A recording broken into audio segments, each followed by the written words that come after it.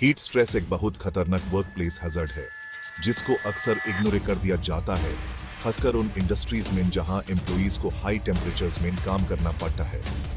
यह physical stress तब होता है जब बॉडी अपने आप को ठीक से ठंडा नहीं कर पाती है, जिससे हेल्थ प्रॉब्लम्स हो सकती है।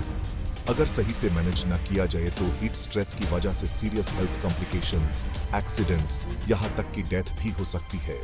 यह रिस्क सिर्फ आउटडोर जॉब्स तक ही लिमिटेड नहीं है।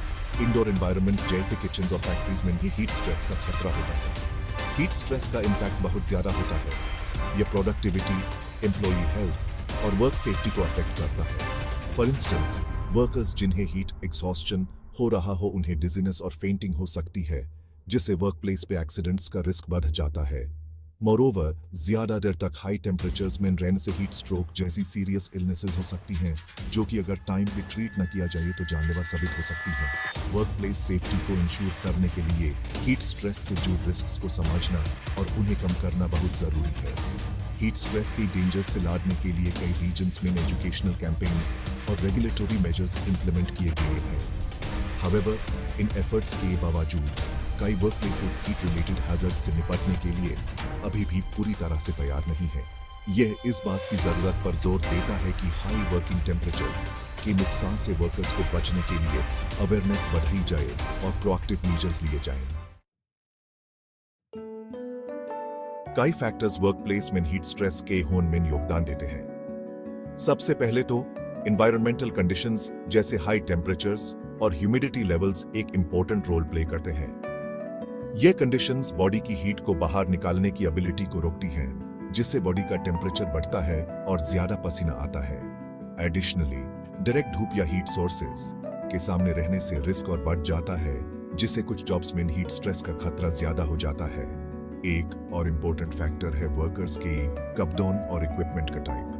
भारी या ऐसे प्रोटेक्टिव गियर जो ब्रीथेबल नहीं है, वो हीट को ट्रैप कर सकते हैं और एयर सर्कुलेशन को रोक सकते हैं, जिससे हीट रिलेटेड इलनेसेस का रिस्क बढ़ जाता है। मोरोवर, जॉब की फिजिकल डिमांड्स भी इस बात को इन्फ्लुएंस करती हैं कि कोई इंडिविजुअल कितनी जल्दी हीट स्ट्रेस डेवलप कर सकता है।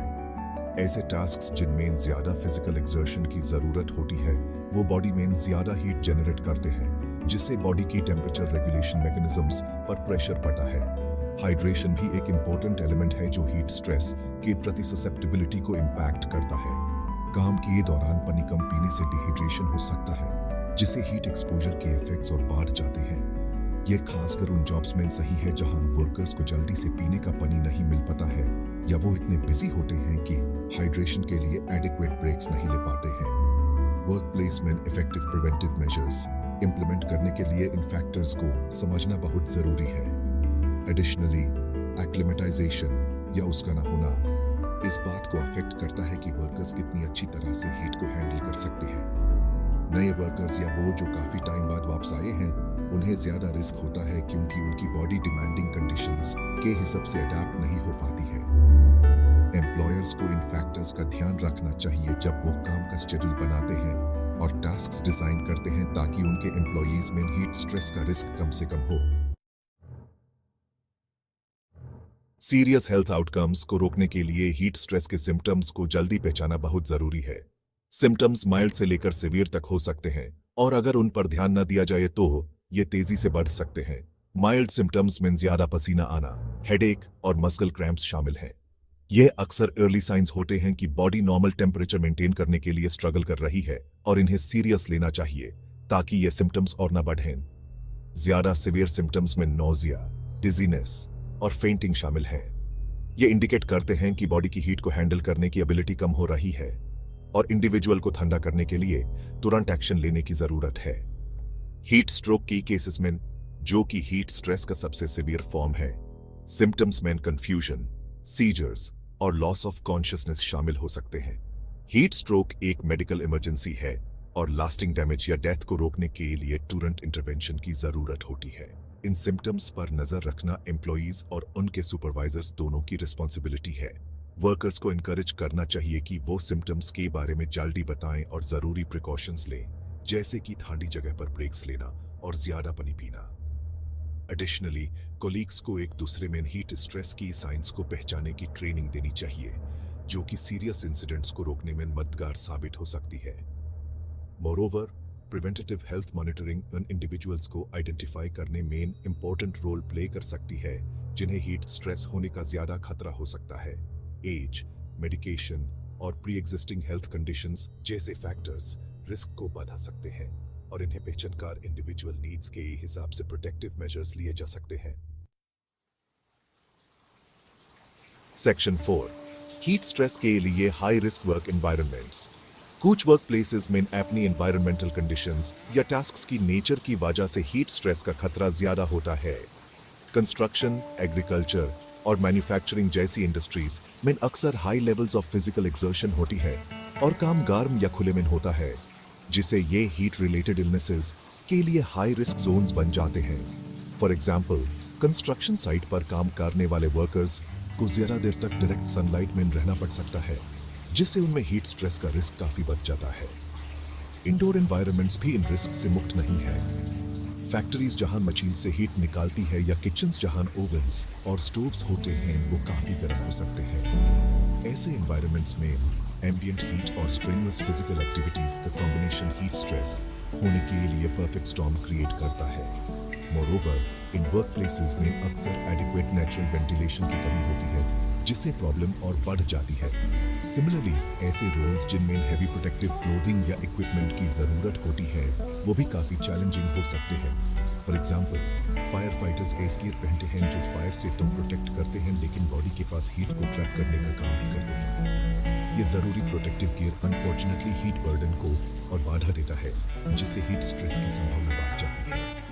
इन रिस्क्स को एड्रेस करने के लिए ये बहुत ज़रूरी है कि एम्प्लॉयर्स अपने वर्क एनवायरनमेंट्स में मौजूद स्पेसिफिक चैलेंजेस को पहचानें। ये अंडरस्टैंडिंग हीट स्ट्रेस को कम करने के लिए टारगेटेड स्ट्रेटजीज डेवलप करने में मदद कर सकती है, जैसे कि वर्क स्टेशंस में बदलाव करना, वेंटिलेशन इंप्रूव करना या कूलिंग टेक्नोलॉजीज इंट्रोड्यूस करना। हर वर्क प्लेस की अपनी यूनिक नीड्स और चैलेंजेस होंगे, जिसके लिए वर्कर्स को इफेक्टिवली प्रोटेक्ट करने के लिए कस्टमाइज्ड सॉल्यूशंस की जरूरत होगी। सेक्शन 5, हीट स्ट्रेस से निपटने के लिए इफेक्टिव स्ट्रेटजीज। वर्कप्लेस में हीट स्ट्रेस से लड़ने के लिए एक कॉम्प्रिहेंसिव अप्रोच की जरूरत होती है, जिसमें इंजीनियरिंग कंट्रोल्स, एडमिनिस्ट्रेटिव एक्शंस और पर्सनल प्रोटेक्टिव मेजर्स शामिल हों। एयर कंडीशनिंग, इंक्रीज्ड वेंटिलेशन या हीट शील्ड्स जैसे इंजीनियरिंग सॉल्यूशंस हीट एक्सपोजर को काफी हद तक कम कर सकते हैं। ये खासकर उन इंडोर एनवायरनमेंट्स में इफेक्टिव होते हैं जहां एम्बिएंट टेम्परेचर को मॉडिफाई करना पॉसिबल होता है। एडमिनिस्ट्रेटिव कंट्रोल्स भी बहुत जरूरी हैं। इनमें वर्क रेस्ट साइकिल्स इंप्लीमेंट करना, हैवी वर्क को दिन के ठंडे टाइम में शेड्यूल करना और ये इंश्योर करना शामिल है कि वर्कर्स एडिक्वेटली हाइड्रेटेड रहें। वर्कर्स को हीट स्ट्रेस के रिस्क्स और इसे कैसे बचें इस बारे में ट्रेनिंग देना भी एक इम्पोर्टेंट एलिमेंट है। एजुकेटेड वर्कर्स में हीट स्ट्रेस की साइंस को पहचानने और अप्रोप्रिएट एक्शन लेने की ज्यादा संभावना होती है, जिससे सीरियस हेल्थ इश्यूज का रिस्क कम होता है। पर्सनल प्रोटेक्टिव इक्विपमेंट (PPE) जो हीट स्ट्रेस को कम करने के लिए डिजाइन किया गया है, वो भी जरूरी है। Light weight, breathable fabrics body temperature को कम रखने में मदद कर सकते हैं, जबकि कूलिंग वेस्ट्स और hydration PACS additional relief provide कर सकते हैं। एम्प्लॉयर्स को इंश्योर करना चाहिए कि वर्कर्स के पास सूटेबल PPE अवेलेबल हो और उन्हें इसको सही से यूज करने की ट्रेनिंग दी जाए। लास्टली, रेगुलर हेल्थ मॉनिटरिंग से उन वर्कर्स को आइडेंटिफाई करने में मदद मिल सकती है जिन्हें हीट स्ट्रेस होने का ज्यादा खतरा हो सकता है, जिससे प्रीएम्प्टिव एक्शन लिया जा सके। इसमें ज्यादा ब्रेक्स देना, कम हीट इंटेंसिव टास्क्स पर रीअसाइन करना या additional hydration and cooling measures शामिल हो सकते हैं। इन स्ट्रेटजीज को इंटीग्रेट करके वर्कप्लेसेस एक सेफर एनवायरनमेंट क्रिएट कर सकते हैं जो हीट स्ट्रेस के रिस्क को कम करता है और उनके वर्कफोर्स को प्रोटेक्ट करता है। सेक्शन 6, कंक्लूजन, ट्रेनिंग और मॉनिटरिंग का इंपॉर्टेंट रोल। वर्कप्लेस में हीट स्ट्रेस को कम करना सिर्फ सही टूल्स और टेक्नोलॉजीज इंप्लीमेंट करने का ही नहीं बल्कि सेफ्टी और अवेयरनेस की कल्चर को बढ़ावा देने का भी मामला है। ट्रेनिंग और कंटिन्यूअस मॉनिटरिंग इस प्रोसेस में इंपॉर्टेंट रोल प्ले करते हैं। एम्प्लॉयज को हीट स्ट्रेस के डेंजर्स और प्रिवेंटिव मेजर्स की इंपॉर्टेंस के बारे में एजुकेट करके ऑर्गेनाइजेशंस हीट रिलेटेड इंसिडेंट्स को काफी हद तक कम कर सकती हैं। मोरोवर, पोटेंशियल हैजर्ड्स को आइडेंटिफाई करने और टाइम पर इंटरवेंशंस इंप्लीमेंट करने के लिए Ongoing risk assessments बहुत जरूरी है. In assessments में environmental conditions में changes, tasks की physical demands और employees की health status को ध्यान में रखना चाहिए. Robust training और proactive monitoring के साथ workplaces न सिर्फ heat stress से जुड़ serious health outcomes को रोक सकते हैं बल्कि overall employee well-being और productivity को भी बढ़ा सकते हैं. In conclusion, heat stress के खिलाफ लड़ाई एक continuous effort है जिसके लिए employers और employees दोनों की commitment की जरूरत होती है. Effective strategies, vigilant monitoring और comprehensive training के through workplaces अपनी सबसे valuable asset अपनी workers को heat stress की खतरों से बचा सकते हैं.